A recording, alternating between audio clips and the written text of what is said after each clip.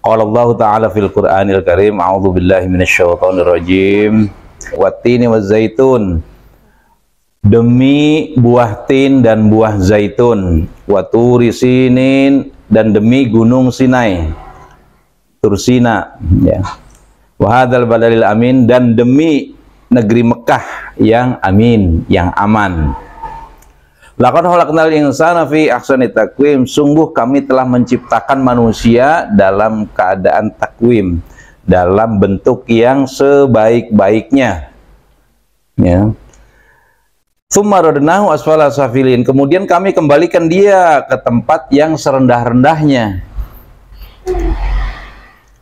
Illal ladzina amanu wa amilus solihati falahum ajrun ghairu mamnun, kecuali orang-orang yang beriman dan yang mengerjakan kebajikan, maka mereka akan mendapatkan pahala yang tidak ada putus-putusnya. Fama yukadzibuka ba'du biddin, maka apa yang menyebabkan mereka mendustakanmu tentang hari pembalasan setelah adanya keterangan-keterangan ini? Kenapa kamu mendustakan? Kenapa tidak percaya? Alaihissallahu biahkamil hakimin, bukankah Allah hakim yang paling adil? Nah, ibu-ibu yang berbahagia, ulama berbeda pendapat tentang makna dari tin ini, atin ini. Ada yang mengatakan sebagian besarnya ada buah masjid yang berada di Damsyik atau di Damaskus, ya, atau Syria, Syam. Kalau Syam zaman dulu, sebagian Syria sekarang sebutannya. Nah, Al-Qurtubi mengatakan, Imam Al-Qurtubi mengatakan ini nama Masjid Ashabul Kahfi. Ibnu Abbas dan Al-Aufi mengatakan ini adalah Masjid Nabi Nuh, di mana tempat dulu Nabi Nuh kapalnya berlabuh ketika habis kebanjiran, ya, banjir besar, maka kapalnya itu tersangkut di Bukit Judi namanya. Nah, rupanya di Jakarta juga ada Masjid Atinnya. Di mana tuh? Di Taman Mini, ya. Tapi itu Atinnya Ibu Tin, Ibu Tin Soeharto, Ibu Siti Hartinah Soeharto. Jadi nama istri presiden kedua, ya. Nah, kalau yang lainnya mengatakan kalau atin ini nama pohon tin. Lalu zaitun. Zaitun itu menurut Ka'bul Ahbar, menurut Imam Qatadah dan Ibnu Zaid mengatakan ini nama sebuah masjid di Yerusalem, di Baitul Maqdis. Waturi sinin, dan demi bukit Sinai. Kemudian wahadzal baladil amin. Lalu kota Mekah. Ibnu Abbas berpendapat begitu. Semua imam-imam tidak ada pertentangan tentang ini, para sahabat maupun tabi'in. Jadi di sini ada 3 tempat yang penting nih. Allah bersumpah nih, yaitu tentang Gunung Sinai.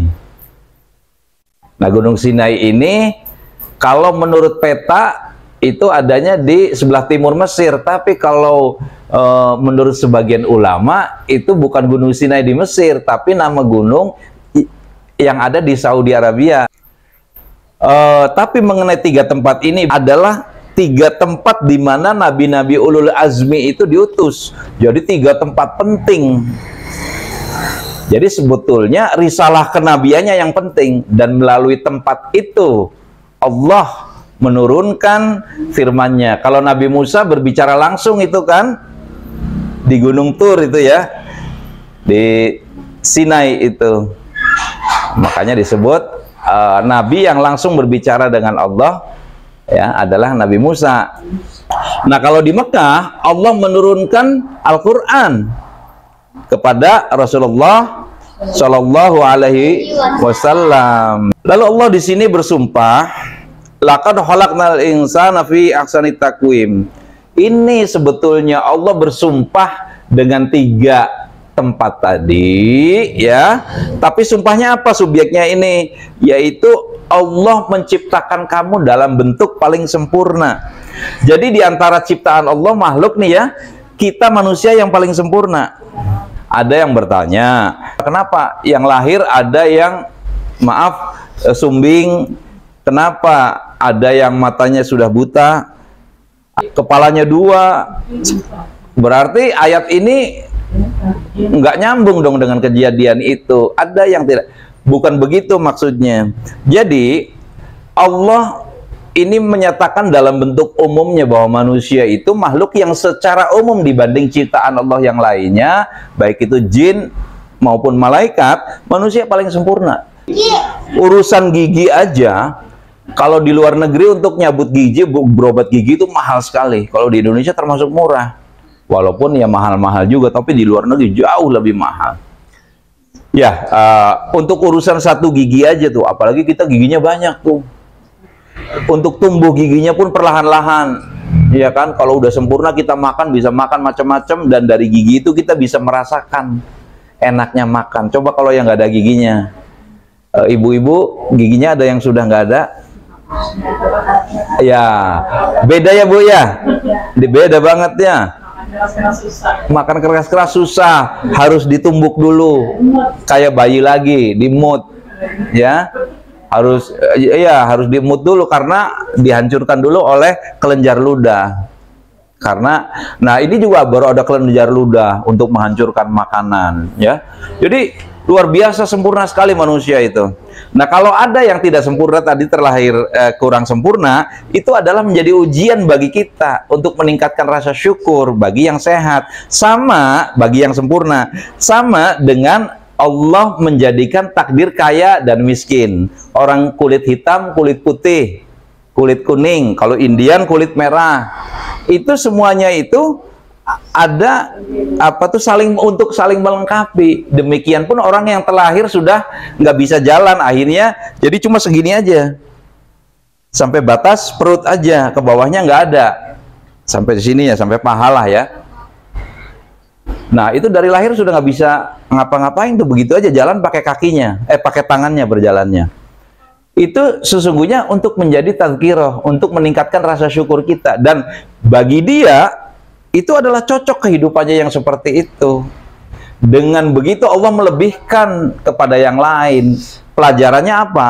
Orang yang hidup, yang ininya sempurna, tapi kadang-kadang tidak pernah sholat. Tapi mereka yang nggak punya kaki, rajin sholatnya. Yang buta, rajin sholatnya dia. Padahal merayap-rayap jalannya wudhu. Tapi yang matanya komplit, nggak suka ngaji, nggak suka sholat. Nah, itu lebih rendah. Tsumma radadnahu asfala safilin. Yakni kemudian sesudah penciptaan yang paling baik itu dan paling indah ini, tempat kembali mereka kok ke neraka. Kenapa sih? Gitu loh. Kenapa kamu sudah dijadikan sempurna, indah? Aku ciptakan kamu tuh untuk ibadah. Tapi kok kamu menujunya ke neraka gitu loh. Illalladzina amanu, ya, wa amilus shalihat, kecuali orang-orang yang beriman dan beramal soleh. Jadi semuanya masuk neraka. Yang hebat ini nih, kita-kita nih yang hebat nih, masuk neraka. Loh, kok masuk neraka? Ya karena tidak taat. Makanya di sini dikecualikan. Yang tidak masuk neraka adalah mereka orang yang beriman dan beramal soleh. Tidak cukup iman saja. Percaya kepada Allah, iya, tapi nggak sholat. Percaya kepada Rasul, iya, tapi nggak pernah menjalankan perintah sunnahnya. Kata Rasul, cara makan begini, cara minum, cara sholat begini dan begitu, nggak nurut. Ikutnya ke yang lain.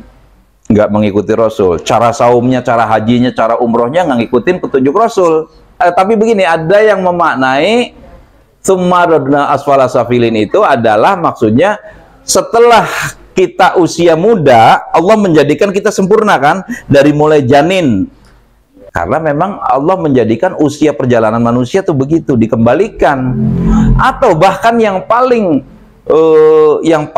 memprihatinkan adalah ketika dikembalikan pada ardalil umur, usia pikun. Lupa namanya siapa, namanya diri sendiri lupa. Apalagi nama anak-anaknya lupa, kamu siapa ya? Oh, itu keadaan yang paling menyedihkan dari kehidupan.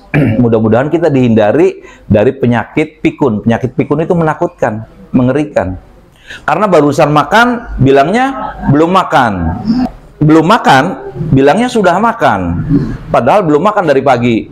Nah itu, misalkan ayat ini dikaitkan dengan proses kejadian manusia yang disemulakan kejadiannya dari yang tadinya lemah dilemahkan kembali. Hikmahnya apa? Ketika kita muda, hati-hatilah dengan usia kalian yang muda ini. Banyak ngaji, banyak ibadah, banyak taat kepada Allah. Kenapa?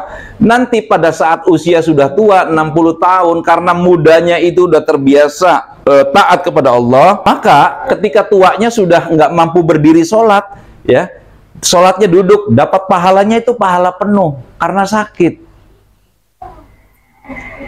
Lalu udah nggak bisa sholat rawatib lagi, sholat sunnah, tetap dapat pahala sunnah.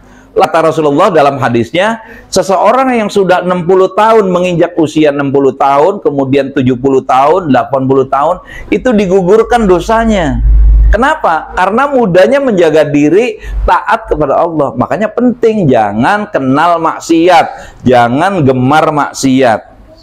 Tsumma radadnahu asfala safilin illal ladzina amanu wa amilus solihati falahum ajrun ghairu mamnun. Itu semakna dengan surat wal asri.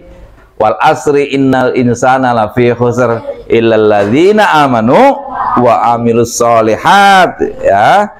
Itu demi masa sesungguhnya manusia itu benar-benar rugi, semua rugi kecuali orang-orang yang beriman dan mengerjakan amal soleh. Ya, dalam surat At-Tin tadi semua orang masuk neraka kecuali orang yang beriman, ya, beribadah betul.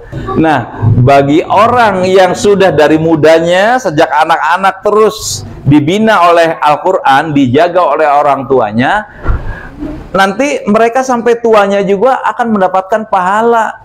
Sampai orang yang sudah tua, yang sudah lemah itu pun tetap dia akan mendapatkan pahala yang tidak ada putus-putusnya. Falahum ajrun ghairu mamnun. Terus udah dikasih kabar kayak gini tuh, kamu kenapa sih mendustakan agama? Kenapa sih nggak percaya gitu? Sama dengan ayat yang lain dalam surat Al-Infitor, ya. Ya ayyuhal insanu ma gharraka birabbikal karim.